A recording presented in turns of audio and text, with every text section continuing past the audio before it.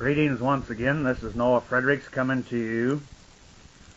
Today we're going to cover a tape or a chapter that I've entitled A Visit to Mount Sinai. If you enjoy this tape, I certainly hope that you haven't got a hold of this and not heard some of our previous tapes, that we break into it a little bit more subtly, because I would agree at the outset this is kind of a mind blower. But if these thoughts, these tapes intrigue you, you might want to write to Pilgrim Ships, P.O. Box 1086, Lakeview, Missouri 65737, where we have endless material that is available covering a mass multitude of subjects that the church world, the average person, has probably never considered before. In this dark hour that we're living in, where it seems that disease and affliction seems to be running rampant, and we are in a state of mass confusion because the organized religious world has got such a great multitude of different answers, which in reality don't seem to be an answer. Many of them are teaching about the rapture, which in essence, they are correct, as we shall cover. Although myself, I had been very dubious about this as it was presented by the church world. And people talk about the time of Armageddon. They talk about when the Almighty will intervene. And then we have people talking about going to heaven. And they speak of the resurrection and all kinds of confusing things. We hope that these chapters, these tapes that we will present, will give you a great ray of hope, that you will no longer be confused by organized religion, because I do not belong to a denomination, a religious sect, or a cult. I do not belong to any institution. I'm not continuously begging or asking for money or tithes. This is, at this present time, is solely sponsored by myself.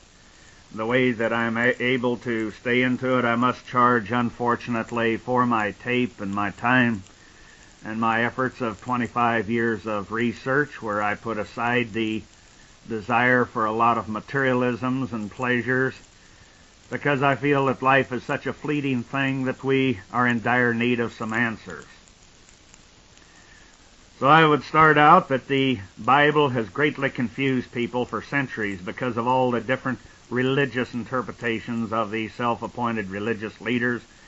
And we would make an interesting note at this point that you may want to get your concordance out and you go back and you look at the Old Testament, and you'll find that it says nothing about religion or religious. This is the earthly man's connotation that he's added to this. And you might want to get your dictionary out and see just exactly what those words mean. Because as we've said before, this book is a compilation of teachings that have been brought here from extraterrestrials from outer space.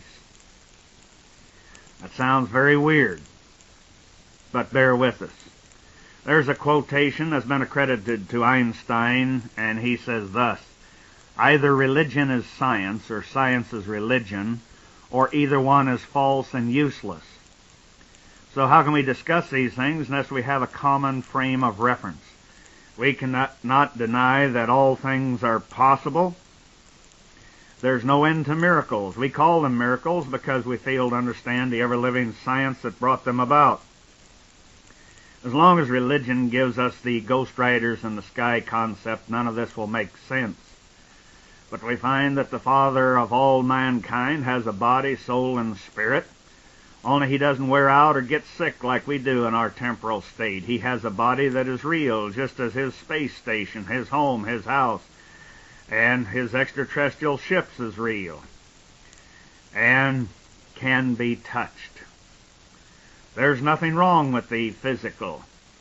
Yes, we have an eternal spirit, that life spark that science has yet and probably never will understand. But let us examine a few bits of science, starting in Psalms 99 in the James Moffat translation of the Bible. Verse 9 starts out thus, quote, exalt the Eternal One, our God, and worship at his sacred hill, for the Eternal is a mighty majesty. We find that some translations, they say mountain, which is a mistranslation of the Hebrew. The word that they translated as mountain is describing this thing that is called a mount sometimes, that is high up, it's in outer space. So, another point we might think about, and worship at. Where's at?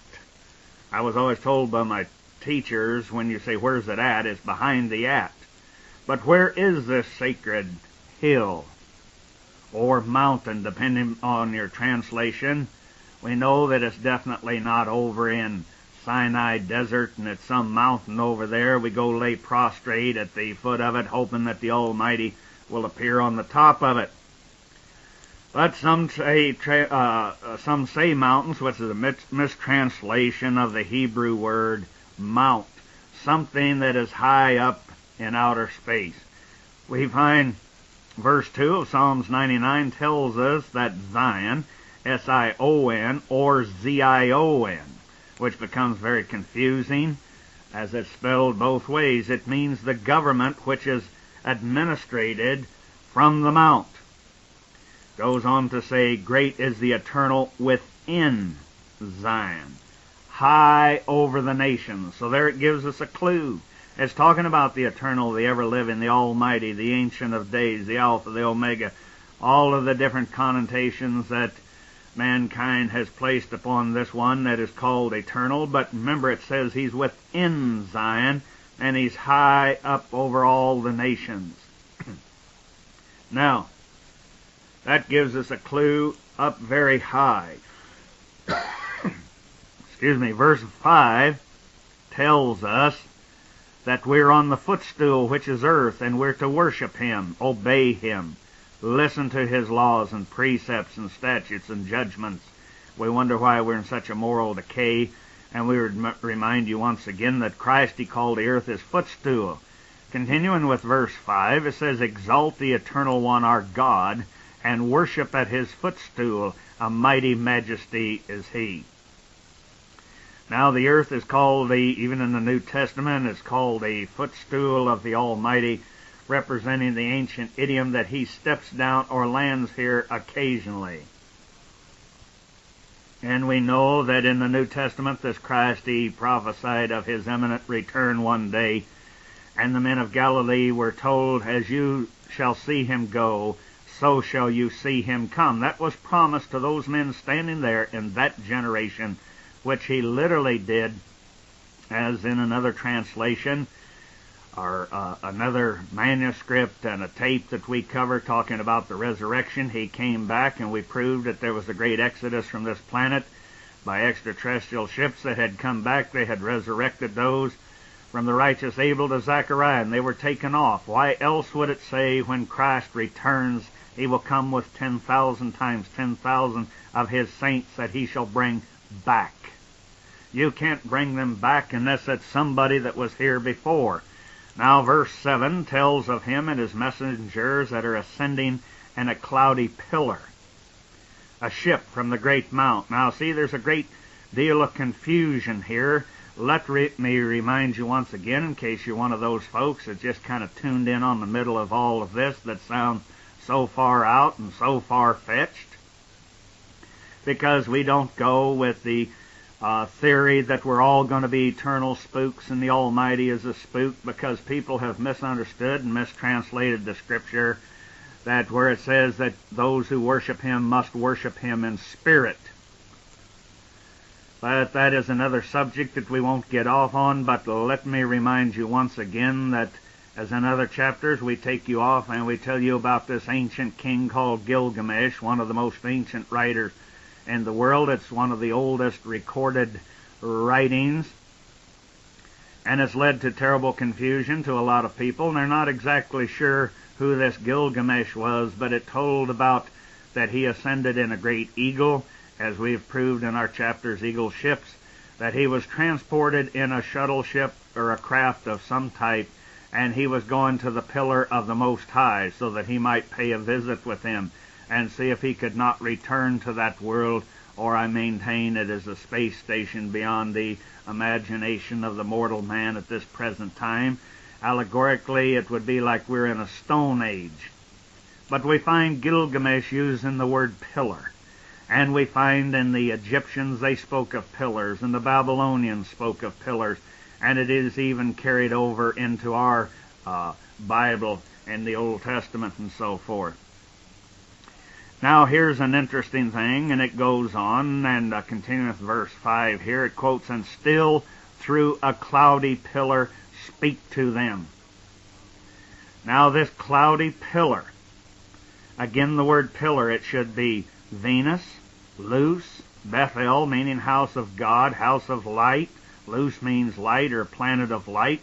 And we have told in other talks, we have proved that this Mount of Olives, that it actually, if you look it up in the original Hebrew word, it blew the translator's mind. They were not consistent. They were not able to follow the thought there, and so they put in Mount of Olives. And we know that olives is just like the good figs and the bad figs, where it's speaking of the children of God, and it is speaking of fruit, the fruit of somebody's loins. It is talking about a household, a family tree of people. And so we would remind you once again that this cloudy pillar is referring to this mysterious Venus, the bright and morning star, which they refer to Christ in songs and psalms. They call him the bright and morning star. And as we quoted over and over again, that Revelations 22:16, I believe it is, they say that he is the morning star. Now, the scientists are aware of today, and they've spent a great deal of time, they're setting up all sorts of sophisticated camera equipment, trying to use infrared radio waves, and they're trying to break through the clouds, the many cloud layers that covers Venus. And we cover in other chapters in the apocryphal writings how this is also, the planet is disguised, and even your King James breaks it down, as we tell in others, that it is covered with an overcoat of clay or space derbish and dirt that has been picked up through the endless centuries, that it has been there.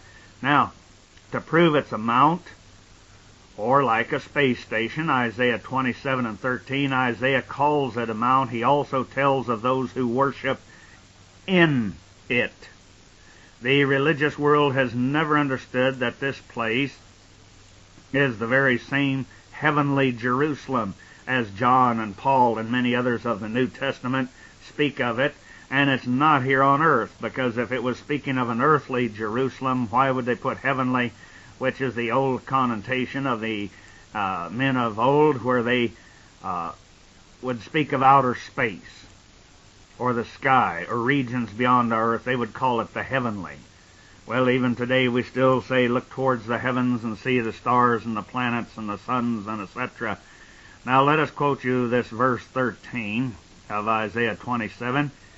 "And it shall come to pass in that day," is talking about a day that I believe is referring to our day of science and space travel. We're going to see these things come to pass. "That the great trumpet shall be blown, and they shall come, which were ready to perish in the land of Assyria, and the outcasts in the land of Egypt, and shall worship the Lord," get this, "in the holy mount at Jerusalem." Now,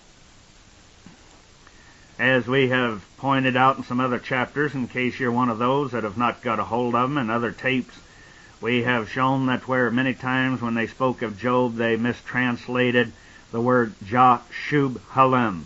As we have explained before, it was talking about the people, the children like Elohim, who came in the Shub ships, who belonged to Yah. A short abbreviation of the ancient term that the children of Israel referred to the Almighty Yahweh.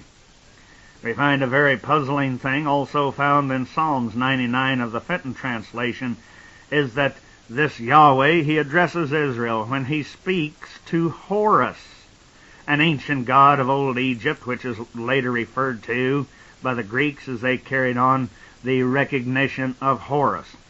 what people have failed to understand, if we could just get our archaeologists, if we could get our scientists, if we could get those who put some stock in and value the Bible, if they could all sit down and compare notes, they would find, like the Egyptians, as we've quoted and in other chapters, how that there were the great pharaohs that sat upon the great thrones of Egypt.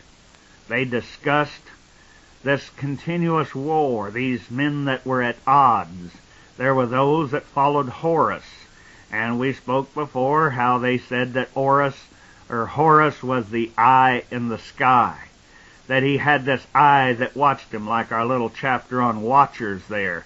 They watched him by a satellite, and then they went on to describe that it was in the great flying shields, because it seems this one that would be God, and they called him God, that he dominated, he ruled over Egypt and Babylon, and then we find records where he ruled over Asia, and they speak of him, but in slightly different terms. So down through the centuries, man has become confused as we go from one language to the other due to poor translation and later names that were the modern terms for that day. Today we speak of modern, but a few years from now we'll look back and we will discuss how antiquated we were in our generation.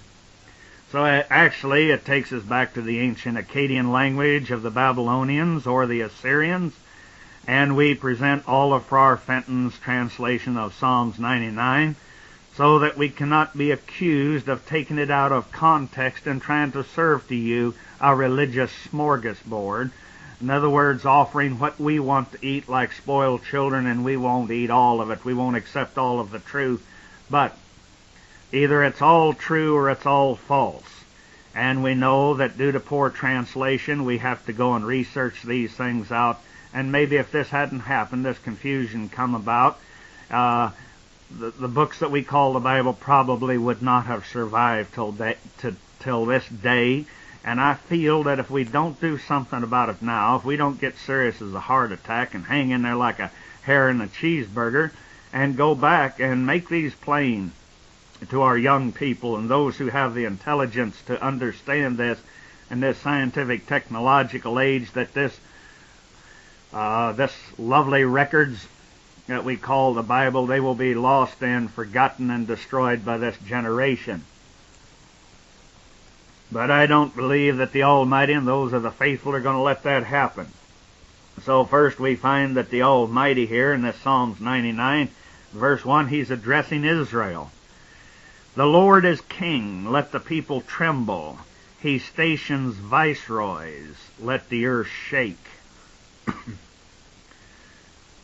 Verse 2, stanza 2, as Farrar Fenton calls it, the Lord is great in Zion. Now, people have known, and biblical scholars understood, that Zion meant government, the seat of government. And we know that David, King David, he established a counterpart here on earth that he called Zion. But men have constantly got away from it. We've broken the laws handed down by the Almighty, and the first thing that this apostate religious world comes up with, my, he's trying to put us back under the law. No, I think you should just go on chaotically. But it tells us where this Lord that is great in Zion, it continues on, it says, high and high above all tribes. They praise your mighty name, the dreadful and the holy. Well, there's another clue. It's high up. It's in space. It's above this world. If you think that I'm stretching this, there's too many other scriptures that we present that prove this. So we're not just assuming this. We understand this based on all of the other evidence. Then we go on with what is verse 4 and call stanza 3. You mighty king, love justice. You fix the just man's rights, and kindness showed unto Jacob. Then he warns the people of Babylon, who went on to build old Egypt. Goes on in verse 5, he addresses Horus. Now you say, I didn't find that in my King James, but this is why I find that this Farrar Fenton is so lovely and at pieces. the archaeological evidence, the scientific evidence, the historical, and it proves our Bible. But leaving this one little word out has made no sense to the modern scholar. So verse 5, Horus, exalt the Lord our God, and to his footstool bow, for it is holy. He's saying to Horus, you better bow here on the earth, because as we've discussed and proved in other chapters from the Egyptian writings, where the great pharaohs, when they wrote in their book of the dead, actually it was the book of life, because they believed that they were going to cross the great sea of space, and that they were going to be restored to eternal life. And in their book, they weren't so cocky when they started to write about the aspects of death and hoping to be restored or recloned or resurrected, because they had knowledge of the DNA. This is why they were so concerned about preserving their mortal remains, so that this great space god, that he could take the DNA from their bones or their cells, and that they could be restored to life. Far out as you think, but you have to remember that the Egyptians, they recognized that there was one almighty true God, the one that the children of Israel called Yahweh, but the Egyptians referred to him as Ra. And we find it quite mysterious that Israel, Ishu, Ra, and then we have El, which we know even in the Spanish today means he or him. The ruler, or Ra, the great mighty God that ruled over his Ish, meaning sons. It also can mean mankind. But in these Egyptian so-called Book of Dead, I call it the Book of Life, that each one of them wrote and left a record, and we find the one king that we have quoted in other chapters, where he said, now look, he says, when I return to the house of life, that the Hebrew and Christian world called the tree of life, he said, remember now, he said, I have the blood of Horus in me, and he says, I have the blood of Seth in me. But remember, the Egyptians refer to those who came in the Shem or the Shub ships. They called them the sons of Seth. They called them the evil Seth. And so we find that Seth was supposed to be the progeny. Allegorically, people have always assumed that it was speaking of one individual, but it's an ancient poem and an allegory proving it was a type of Semitic people, probably the progenitor of the ancient Israel people, also known as the Edomites, that came here. And so these ancient pharaohs, they tried to claim that they had the blood of both in them, and so they didn't want to be involved in this war, this confrontation that seemed to have gone on for centuries in outer space. Now then, he warns the people of Babylon who went on to build old Egypt. And he's telling them here that this footstool, that these people here on the earth, the footstool which is beneath the chair or the seat or the throne of the eternal, which we maintain, Zion, which is called by many names, is a great space station. Now let's go on, touching on Horus just lightly. Here's what the dictionary has to say. We're speaking of the English dictionary. It says about Horus, he was worshipped as a god instead of Israel's Yahweh. Horus, H-O, R-U-S. It's from the Greek Horos, H-O-R-O-S. From Egypt through Heru, H-E-R-U, Egyptian religion. He was represented the hawk. He was the headed god of day. Now verses 6 and 7 tell of the extraterrestrial coming in his great ship called Clouding Pillar. So the Bible tells us that Moses was brought back the proofs and the laws, and it goes on verse 6 and 7. We'll quote now from the Fenton. Moses and Aaron and his priests and Samuel called upon his name. They called the Lord, and he replied. God from the clouding pillar spoke. They kept the proofs and the laws that he gave. Now, the clouding pillar. Once again, we speak of the clouds that are all around Venus and has disguised it. And we find a thing very confusing. As I was explaining to a man just the other day, he says, what is this about ancient Cain? He was called the sun god. And that we find those of the Egyptians called those that claimed they were sun gods, and we find in the great antiquity of Central and South America, it spoke of those who came from the sun and the sun god.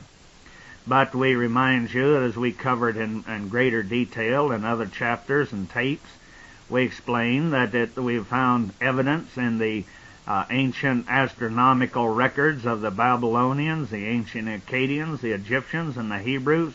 They spoke of a time when the so-called planet Venus was so close to this Earth that it was brighter than our sun. So why wouldn't they call it the sun? Why wouldn't they claim this is where Quetzalcoatl came from, the sun? And then one that was even more ancient than him, who was probably this Horus, who was the great Khan, who was the head of a great and mighty armies that had rebelled against the sons of Seth, and previously, as I maintain, had wiped out a whole nation that was called Abel, which is allegorically as a singular person, but was speaking of people. And I believe that the ancient people, even before the Aztecs, when they speak of Kuku Khan, you see, there's that name, Khan, that we find the great Khans of India. We find Bulbus Khan and Genghis Khan of Asia, and etc. So there's such a great similarity here that we cannot deny this. Well, it sounds like Moses and Aaron, they bowed down in the great space station. Now we show later that there's a time that all nations shall flow or fly to it. And it's brought out quite clear in the Apocalypse of the book of Revelations, which a lot of these pasteurized pastors have told us that it was a sealed book. They better go back and read it again. We will discover that there were many men in the Bible who visited the Mount Sinai in outer space, and many of them claimed that the trip took 40 days. The records of nations outside of the Bible also give accounts of the same story. Some stayed not seen death. Now, it makes sense but even though Farrar Fenton doesn't get it right either, but he makes our premise more understandable. They thought it needed the addition of up on it, never dreaming that it was a ship of extraterrestrial origin. Remember, their idea of God was a great invisible entity coming down to earth. Now, we're speaking of the translators. We're not speaking of the original pen of these ancient scribes, like Jeremiah tells us about the scribes who have distorted the holy word of the Almighty. So it was being corrupted long before the appearance of the Messiah on this planet. So this is why we have to go back and go into depths and take the time to search out these words and the correlation between the historical evidence of all these different nations. Now, we use this in the chapter covering the radiation problems, but here we try to prove that what the mount really was, in fact, it was an extraterrestrial ship or space station. We don't bother to quote King James in Exodus 19:16-25. They, like Fenton and others, they used the two words up on it. They added it to it, making the same mistake. Or was it possible they used it as we would say, and we rode up on it as the train or plane and horse and etc. Now, Psalm 68:7 of the King James, O God, when thou wentest forth before thy people, when thou did march through the wilderness. He's talking about the wilderness of space.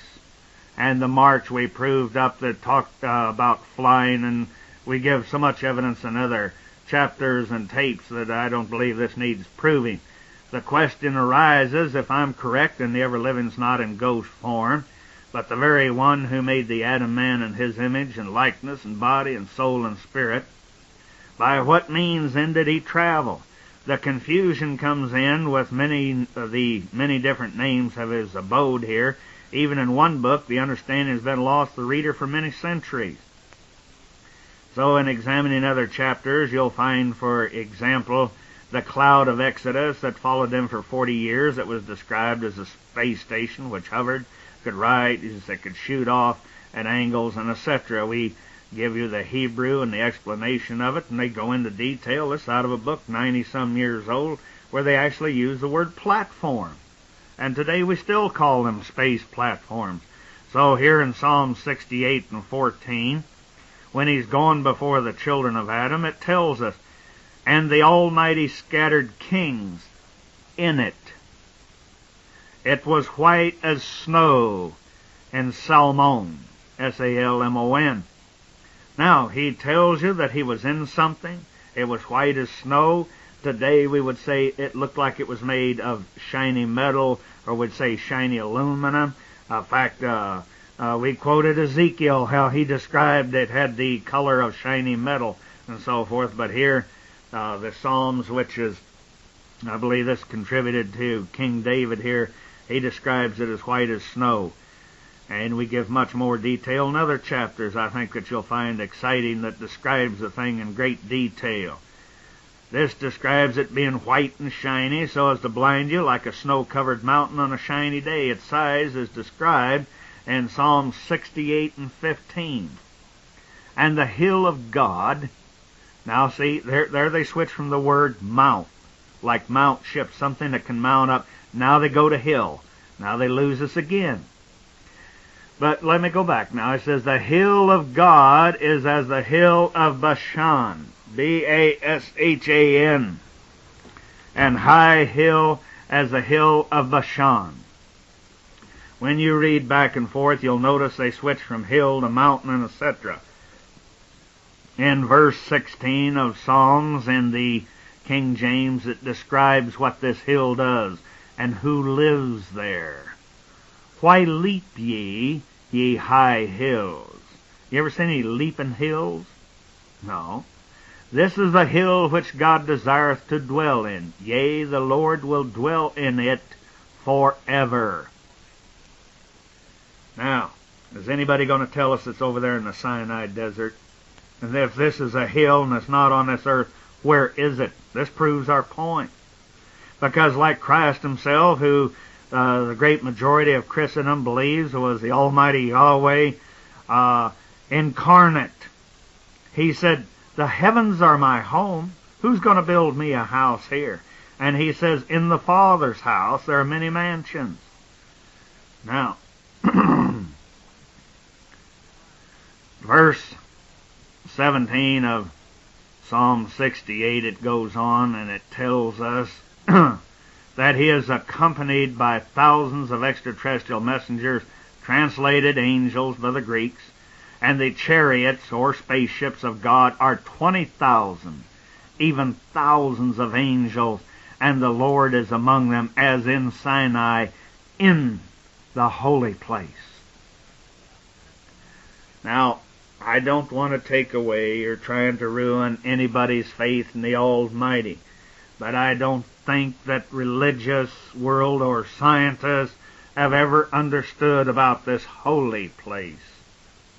It's full of energy, power, creativity, exciting things, sophisticated equipment beyond the scope of our wildest imagination. But we have once again turned it into a religious connotation. Then in Psalm 68 and 18, in part, it tells us what the holy Sinai, now they're switched to Sinai, what it does. Thou hast ascended on high. Thou hast led captivity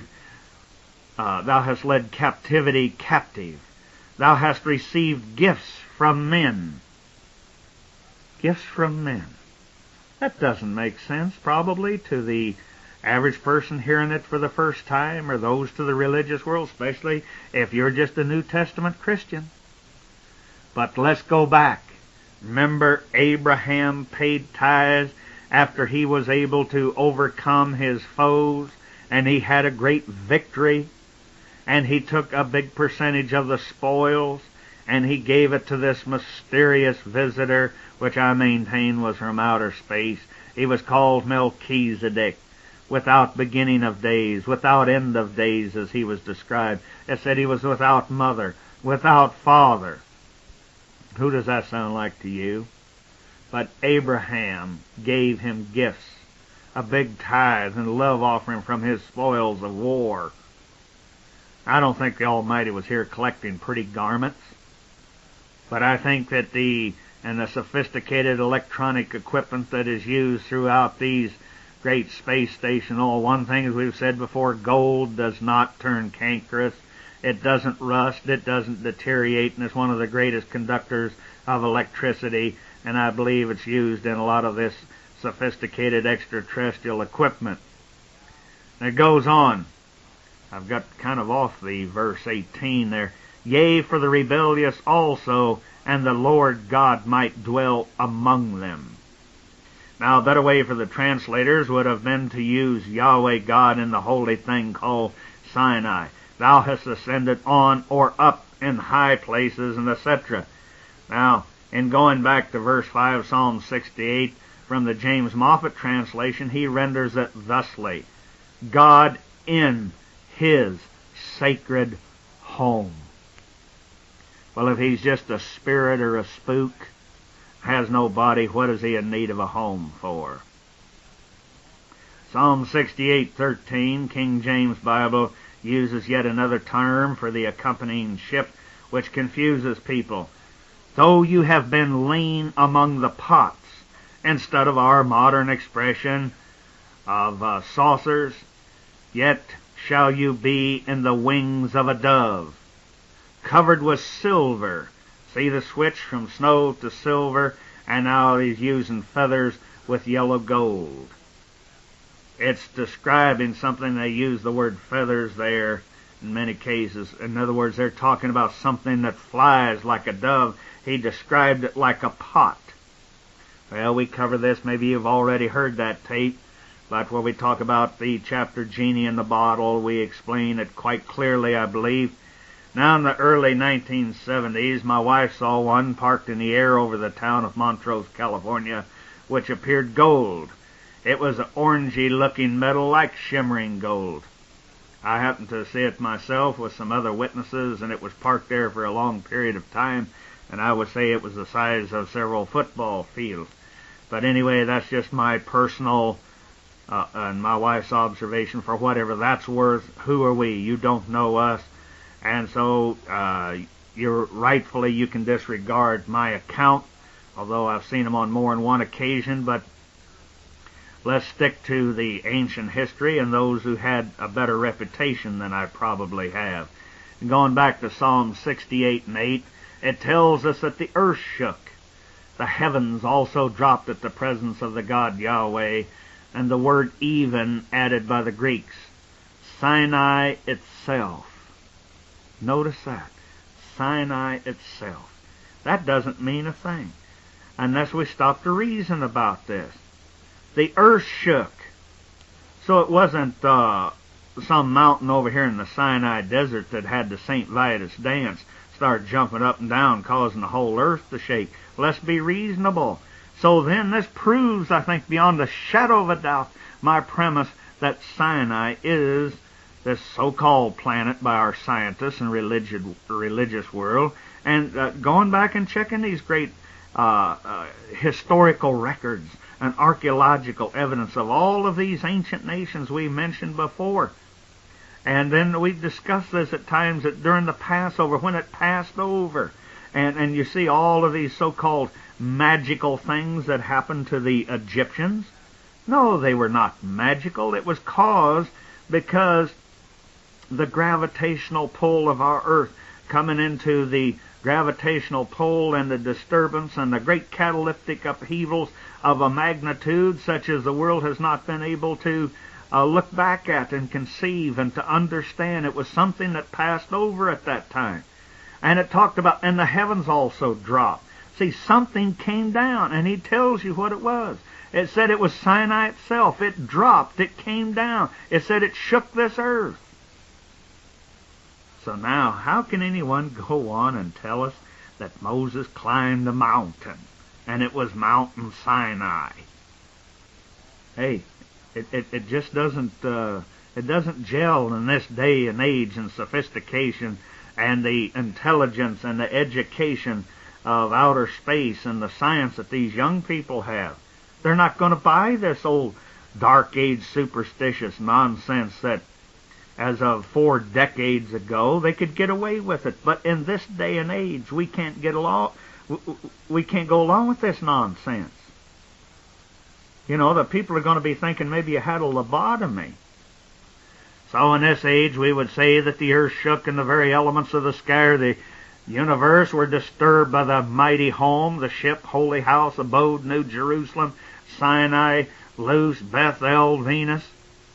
Yes, I know it's mind-boggling, but try to imagine it. Our lucky generation can comprehend this if we will but come out from under our religious blankets. I use a King James Bible as published by the World Publishing Company of Cleveland, New York.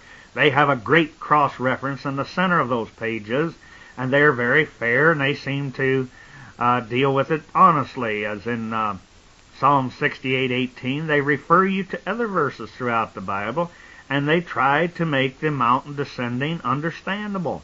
They also shed light on clues that I would never have considered. Let's look at just a few that could fill a book.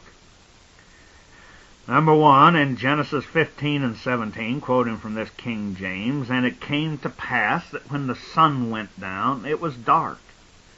Behold, a smoking furnace and a burning lamp that passed between these pieces." Isn't that odd? They described something that was so big it was like a giant furnace, and it was smoking and like a burning lamp. Now, smoke, like the fire of a furnace, describes it passing or hovering. The people who put in the footnotes of the Bible, they did not necessarily understand them. But, in all fairness to them, they saw the correlation. Next, we're going to deal with the book of Psalms, James' reference here, which refers us to the greatest proof in the Bible. It refers to the future intervention of Christ against the enemies of his children. It was a song of David called a victory song, the children of God, where to sing it and when at a future date. At this time, we would ask you to please turn to side 2 of our tape, and we will continue with our program. Thank you. Verse 4, "Sing unto God, sing praises to his name, extol him that," then they put in here, "at the removal of the ark, rideth upon the heavens by his name Yah," J-A-H. That's as bold as King James would allow them to get. "And rejoice before him, a father of the fatherless, a judge of the widows. It is the God in his holy habitation," a place he inhabits, a place that he stays in. And when his place moves out of its place and interferes with the gravitational pull of man, it causes great catastrophes. We have to understand this from a scientific standpoint, and we will be dealing in other tapes that will show that at a future intervention of the great extraterrestrial armies of the Almighty, when he moves his holy abode, as it's called, out of its place and comes close to this planet, it's going to create great catalytic upheavals of a magnitude such as we have never imagined. But I'm getting ahead of myself.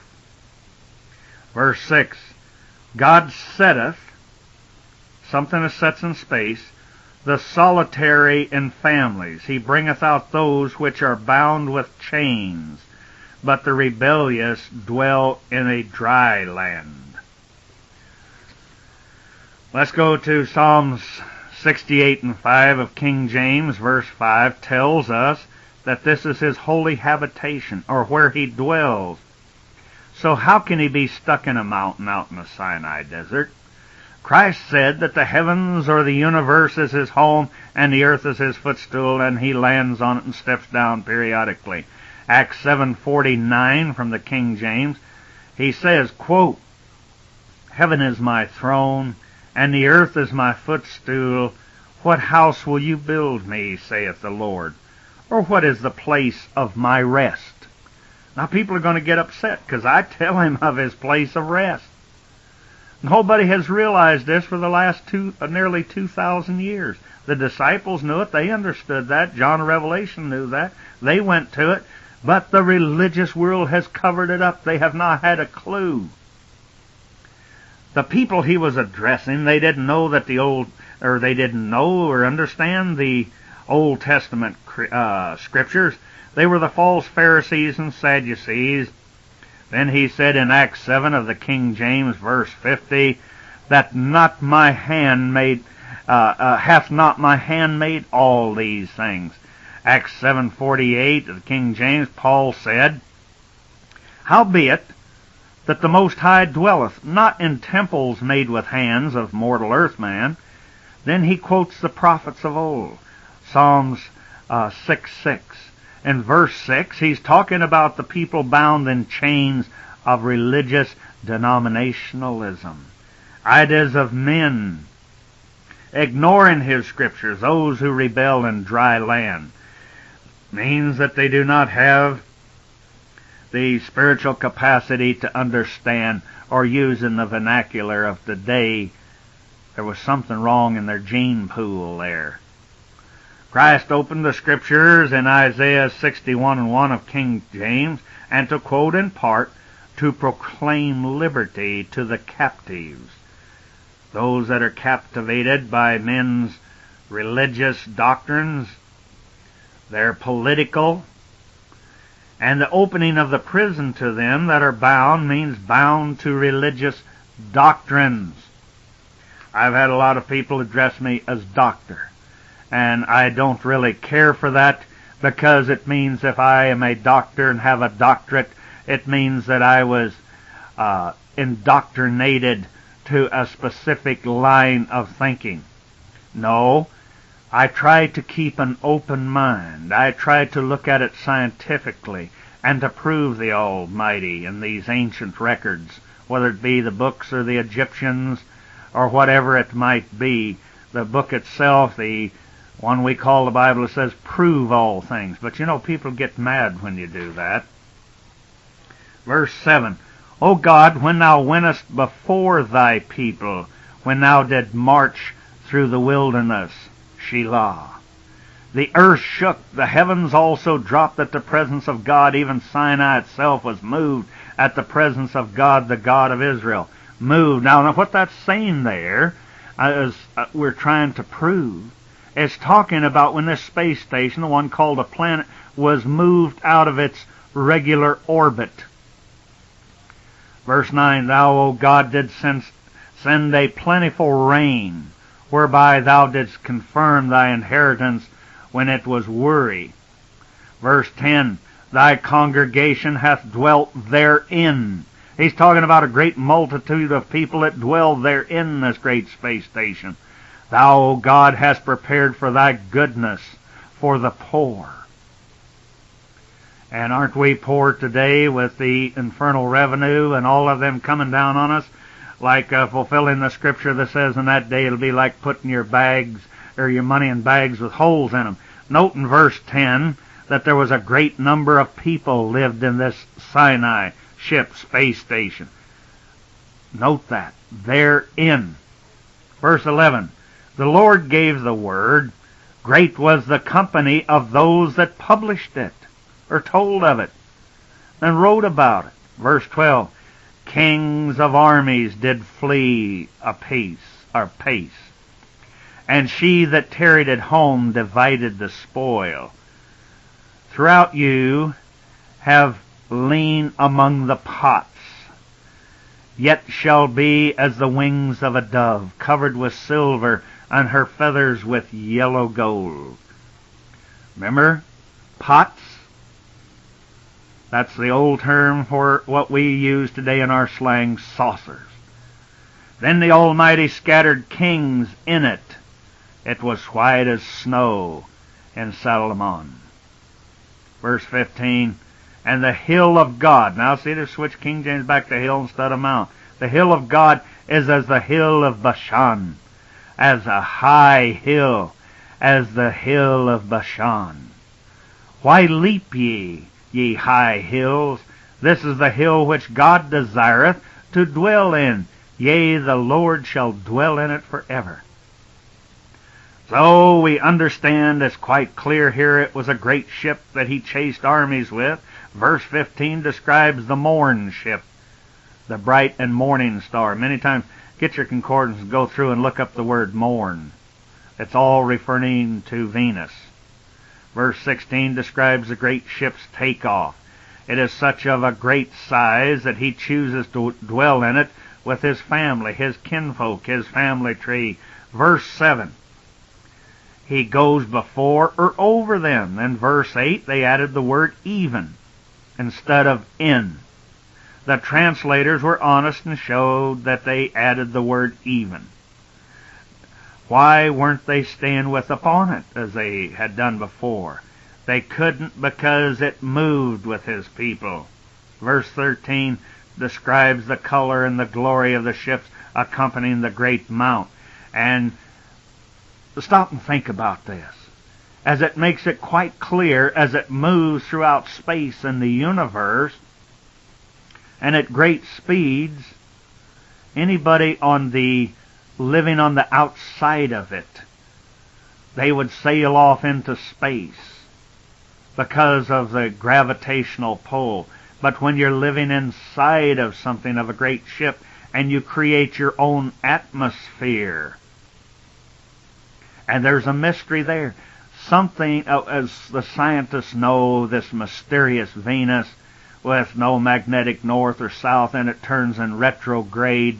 What is it? Something like a giant gyroscope. I hope that some scientist will pick this up and go further with it and be able to explain it. Now, verse 14, let's go to 13. It describes the color and the glory of the ships that accompany the great mount. And verse 14 proves he scattered kings in it. They finally got it right, as I've pointed out all along. Then they tell you it was white and shiny as snow. Verse 15 tells how big it was. It was as high or as big as the Mount of Bashan. Strong said it was from an unknown derivation. Verse 16, leaping lizards, daddy warbucks. They describe the hills that leap or go up. Now it is more than one mount. Now they switched it to hills. They questioned this. Why or how can these mountain things fly? And they say that God lives in these mountains forever. But what it is describing here quite plainly, as Ezekiel gives us one of the clearest definitions when he speaks of wheels within wheels within wheels. Well, he's talking about all of these great ships coming out of this great space station that man has assumed was a planet. And all of these scientists and all, they wonder where these spaceships are coming from.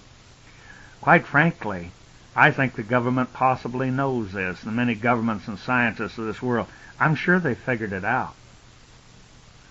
Verse 17, the chariots of God are 20,000, even thousands of angels. The Lord is among them as in Sinai, in the holy place. Thou hast ascended on high. In other words, something goes up like one of our moonshots. It can leave the orbit. Thou hast led captivity captive. Thou hast received the gifts from men, yea, for the rebellious. Note, as it says here in Sinai, the holy mount. Verse 17, the best clue of all, they switch from calling them mounts, hills, and mountains to chariots. This is quite clear, as we explained. They're coming out of this great mount. They try adding up the mount of angels here, or extraterrestrial messengers, accompanying the great ships called mounts. If someone was to feed that into a computer, I believe that it would give them mental indigestion. Verse 18 proves that they ascended from on high, or they came to earth from outer space, translated heavens to the confusion of people, and that the mighty God might dwell among them. You'll find in a lot of the King James versions and all, they put a star beside that. And they believe that this is referring to Christ that was to come, that was to set the people free. But there's one subject I wanted to touch on, but I'm afraid to, for I might get stoned for blasphemy. This is why that I very rarely ever make public appearances addressing people, speaking on the subject, because at my age, I'm over the egomania part of it, and I don't like to argue with people and have people hassle me about it. But there is a very strange thing there when it talks about the angel Gabriel who came to the one that was chosen to be the vessel that was to carry the Christ, the Virgin Mary as she was called. And Gabriel came to her and spoke to her, and it talks about she was overshadowed. What was that? Was that a spaceship that overshadowed her? What did this have to do with the virgin birth?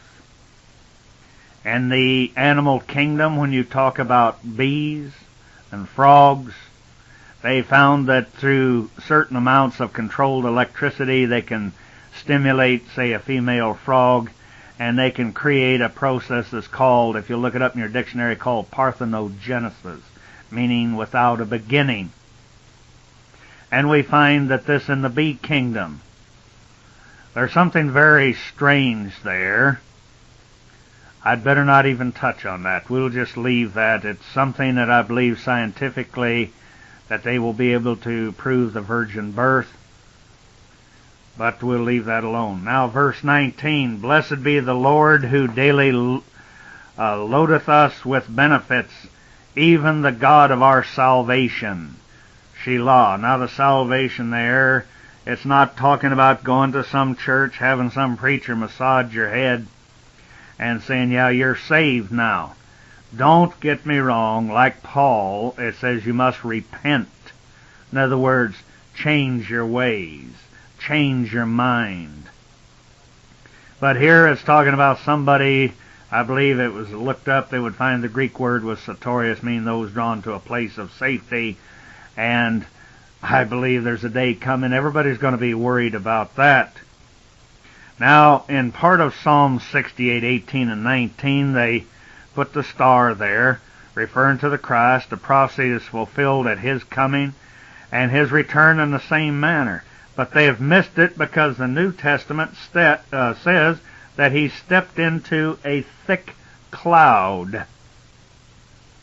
See, some more religious nonsense put in there by the people who didn't understand or were not able to comprehend the scientific thing and the thoughts of an extraterrestrial ship. And we find as the cloud was around the mount, we will note that this will be our national salvation as nations of Christendom. Now, verse 20, He that is our God is the God of salvation, and unto the God Lord belongs the issues from death. Verse 20, to save us from death or resurrection are both depending upon when the final curtain comes down. Then we find in verse 21, still quoting from the King James, But God shall wound the head of His enemies, and the hairy scalp of each such as the one that goeth on still in his trespasses. Verse 22, And the Lord said, I will bring again from Bashan, I will bring my people again from the depths of the sea. Now, a lot of people think that this is referring to men that have drowned during the wars and etc. I don't doubt that everybody will be resurrected, but He's talking about bringing His people again from the depths of the sea. What it is referring to and trying to teach us that He's going to bring His saints, santos, His believing offsprings, His sons, His daughters. He's going to bring them from the great sea of outer space. Now, verse 23, it says that thy foot shall be dipped in the blood of thine enemies, and the tongue of thy dogs in the same. It's talking about, in this verse 23, destruction, foot when He comes back down to earth. Dogs refer to nations outside of His sheep nation who opposes Christ's teachings, and they are the ones that who have been infecting, shall we say, Christendom here. Let's see, the New Testament, they call it the New Jerusalem that's to come down from outer space. Both Paul and John, they speak of this in Revelations, and Paul throughout his writings. Now, the verse 24, they have seen thy goings of God, even the goings of my God, my King, in the sanctuary. See, now they switch from Mount, Hill, Zion. Now it's called a sanctuary. Some translate it temple or tabernacle. But remember, they had to equate it to something they understood in their days. Verse 29, we're jumping ahead a little bit. Because of thy temple at Jerusalem shall kings bring presents unto thee. Revelations clears this up. But this, remember, he's talking about a heavenly Jerusalem, one in outer space. Verse 30, rebuke the company of spearmen, the multitude of the bulls and the calves of the people, to every one submit himself with pieces of silver, scattered thou the people that delight in war. Verse 30 here, speaking that these nations that like war will get more than they bargained for. Verse 31, princes shall come out of Egypt and Ethiopia, and shall soon stretch out their hands unto God. Sing unto God, thou ye kingdoms of the earth. O sing praises unto the Lord. Shelah. Now, verse 31 tells of conversions of non-Christian nations as to his law. Then we go to 33. To them that rideth, get this, to him that rideth, in other words, flies, he rides upon the heavens of heavens, which were of old. Lo, he doth send out his voice, that a mighty voice. The heavens of heavens. In other words, he's talking about places that are beyond the outer space that we're even aware of. And he said he told this of old. This is why we're going back to see if we can understand. Why did he make a point of it if there wasn't some evidence we could find if we went back to search? This verse 33, it tells us to look at what he did in old times, which he shall repeat in our time.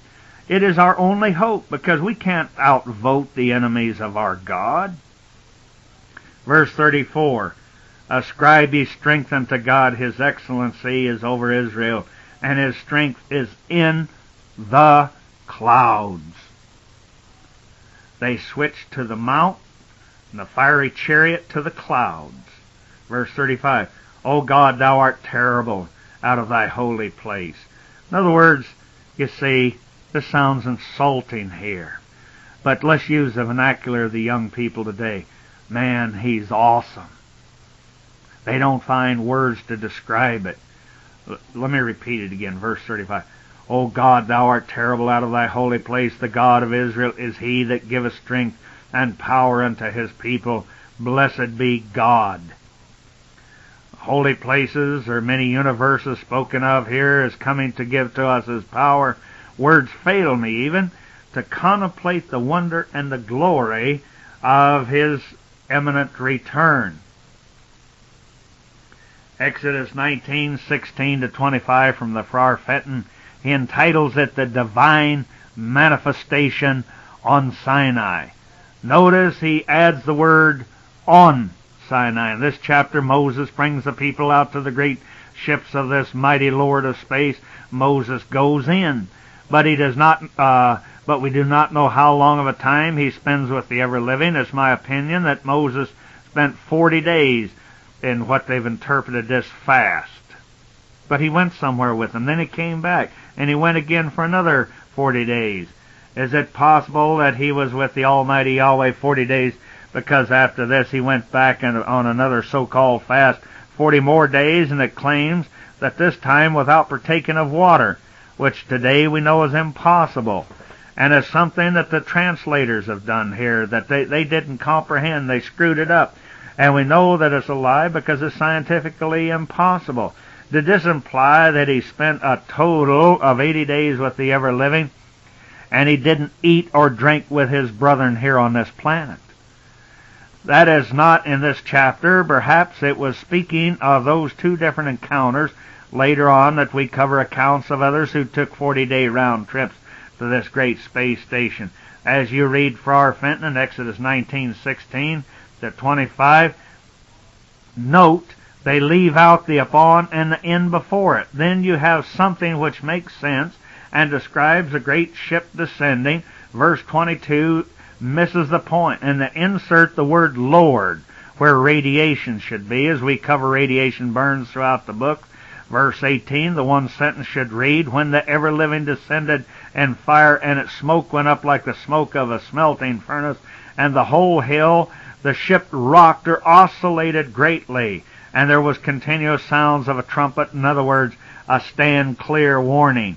Because I think if you were to go to, well, they switch it back and forth, Cape Kennedy or the one in Florida there, and these different space shots, they blow like a loud trumpet. In other words, all stand clear, very much like the noise that you've all seen in the movies of ships before they dive. And so when we read these from the Friar Fenton, the divine manifestation on Sinai, it says, verse 16, then the third day came to the daybreak, and there were voices and lightning and a heavy cloud over the hill or the mount, and the sound of a powerful trumpet, so that all the people in the camp, they trembled. Then Moses went out of the camp and all the people to meet God, and stationed them below the hill. And the hill of Sinai smoked all over its surface, and the ever-living descended. See, he put the word up on it. That was added in. The word was in it. And then it goes on, it clears it up. The next it says, in fire and smoke. It smoked like the smoke of a smelting furnace, and the whole hill trembled greatly. And there was a continuous sound of a trumpet, but Moses very boldly spoke, and the Almighty God answered him by his voice. Then the ever-living descended onto the hill of Sinai, onto the top of the hill. See, this was added. It was the mount, it was Sinai, it was the hill that he had descended in. And the ever-living called Moses to the top. In other words, he called him up to what we would call the deck of it, or to the pilot's quarters of it, or like the captain on a great ship. He calls you up to the captain's quarters where the wheel is, or the word's escaping me now, but anyway. And it says the ever-living called Moses to the top of this hill or mount, and Moses ascended. Then the ever-living, verse 21, said to Moses, descend at once to the people, for fear they should break through the sea, and numbers should fall before me. Let the priests also who sacrifice the ever-living, let them sanctify themselves, lest the Lord afflict them. Sanctify. This was not talking about anything religious, as we'll prove in other chapters. He was talking about beware of contamination from too many rads of radiation, but I think we clear this up quite good in another chapter. But Moses replied to the ever-living, the people cannot ascend the hill of Sinai, for you commanded us, saying, go at a distance from the hill and sanctify yourself. In other words, purify yourself. We get in greater detail how they were to do that later on. The ever-living, however, verse 24, answered him, go, descend, return you, and Aaron with you, but the priests and the people must not attempt to ascend to the Lord, lest he afflict them. He wasn't going to do anything to them. It's what they would do to themselves if they broke through and they would get too close to this ship. So Moses descended to the people and he spoke to them. So many people by now are probably saying that this premise that we are presenting here is so far-fetched, it's ridiculous. Well, as they always say, let Scripture interpret Scripture, and let's jump ahead a few centuries to some of the New Testament people who understood these older books and who had had confrontations with extraterrestrials and had taken trips to them. But I think that we can prove where, due to the misunderstanding of the translators They have misunderstood that Adam was put here on this earth, not created of the dust, but brought to the earth. We are misinformed of the translators, and it's been translated that he created Adam of the dust of the earth. No, in the original language it was talking about he was brought to this terrestrial plane, to this terra firma, not the dust or of the dust. But let's go to the New Testament, Hebrews 11 and 13. They confessed or said that they knew that they were strangers and pilgrims on the earth. Kind of sounds like John Wayne as he called people pilgrims, and maybe he knew something that we didn't know. The 15th verse said, and truly if they had been mindful here means if they understood. If they had been mindful of that country. The word there, alright, again they mistranslated erats, meaning that world or planet. If they had been mindful of that planet from whence they came out of, they might have had an opportunity to have returned. Christ, remember, he went back to a far country. He said he would return, as it is promised 380 some times in Scripture. Hebrews 11:16. But now they desire a better country, again, erats, world, that is heavenly, or we would say extraterrestrial, somewhere in outer space. Wherefore God is not ashamed to be called their God, for he hath prepared for them a city. As we've said over and over, John of Revelations and so forth, they talked about this great space station. It was called a great city. We're talking about a flying city in space. I don't see why people have trouble with this. They said they have trouble believing that there are people in outer space. Where do they think they are? They're on a planet in space. Nothing holding it up. And they're whirling around at thousands of miles an hour. And as we complete our cycle around the sun, there tens of thousands of miles every year. And people say they never go anywhere. They might ought to try looking up sometime. You can laugh if you like, but Elijah, he caught the first flight out. Also, we have another account of Enoch. Don't forget Moses and Elijah, who came back to visit in another mountain or mount, or correctly, a mount or great ship. Let's go for a moment to Hebrews 11:8 to 10. By faith Abraham, when he was called to go out into a place which he should after receive for an inheritance, obeyed, and he went out, not knowing whither he went. This was a very strange thing for a man of God to have done, and he didn't know where he was. Well, the answer came to me in a flash as I was rethinking the chapter of Christ, walking on the water, where we discovered what walk through space meant, as did Enoch, Elijah, Moses, and Paul's friends, and others. Now we have a man called Abram, who had his name changed by the Almighty to Abraham, meaning father of many great nations, and he was prophesied he was to become the father of kings and rulers of this planet. Now the God Yahweh called him a friend. The Scripture tells us that God does not confide in servants, but confides in friends. So we find here that tells us that Abraham took trips with the ever-living. And we missed it and did not understand the passages we're presenting from both the Old and New Testament. Our clue is the understanding of the word walk and walked. Abraham may have missed the final flight in his natural life, but he caught it at the first resurrection. And we have great hope while alive or in the grave at his second coming. Genesis 5:24, King James, and Enoch walked with God and was not, for God took him. This shouldn't be too confusing, because today we speak of our astronauts walking in space. Genesis 5:24, Moffat makes it clear, Hanok, as he was called Enoch in our translation, he lived close to God, and then he disappeared, for God took him away. If you're like me and you jump through the Scriptures in a book that look very interesting and become confused, try to read them in order. It says, by faith he sojourned in the land of promise, as in a strange country. Did he get a look at houses or planets in outer space? Then he returned to dwelling in tabernacles with Isaac and Jacob and heirs with him of the same promise. It appears they missed the first flight. Now verse 10 tells us that he looked for a city which had foundations, whose builder and maker is God. Note, it was not built in the USA or Japan, but its builder and maker was the Yahweh God of Moses, and we'll discuss the engineer who designed it and built it under his command many, many eons ago, ages and time periods. Sounds far-fetched, but it is recorded, and we'll prove this in later tapes that will be dealing with the subject. Now Abraham and the rest of the boys, they caught the next flight out. One of the head angels or extraterrestrial messengers, he was called Michael, a great archangel. And Daniel 12:1 helps them to get their boarding passes for the next flight.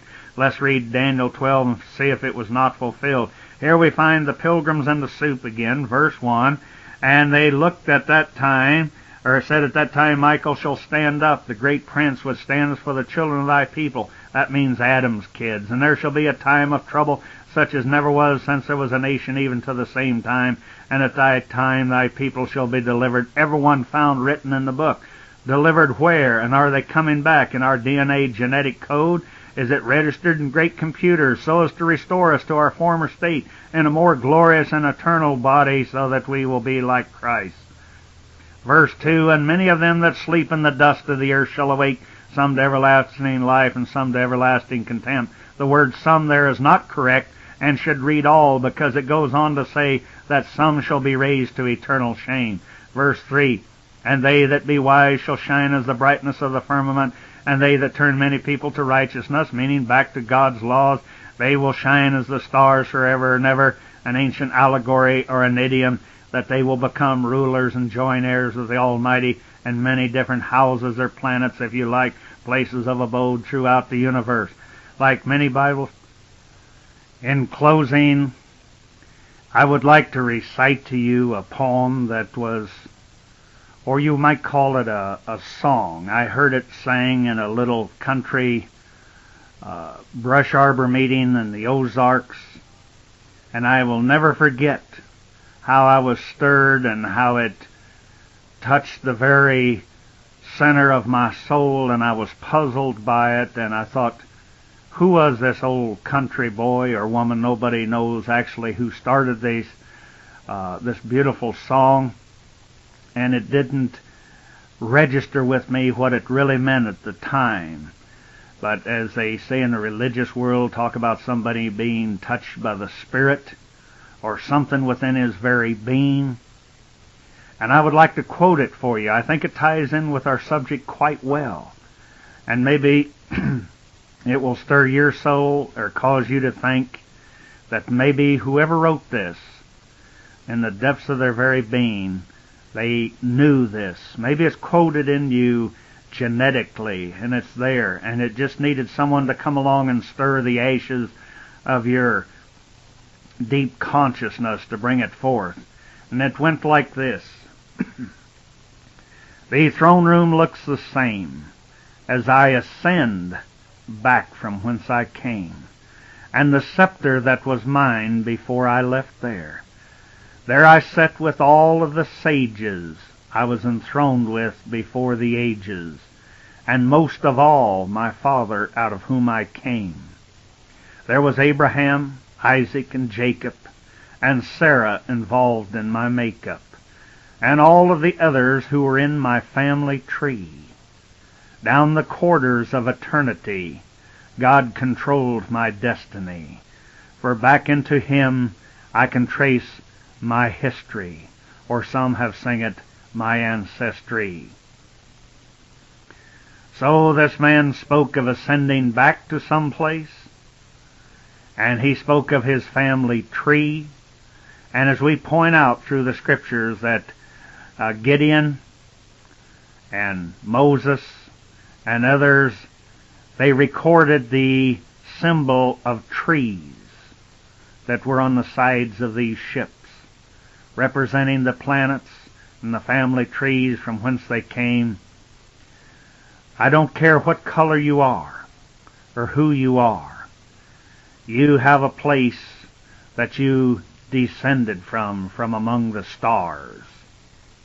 And you who are faithful, you are promised as a return to your home, or once again to be united with your brothers in heaven, or shall we say in outer space.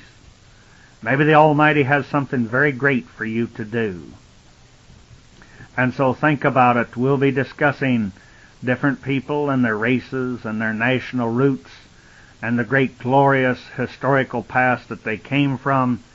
And if you care to hear any more about this far out subject, if you'll forgive the pun, please let me hear from you.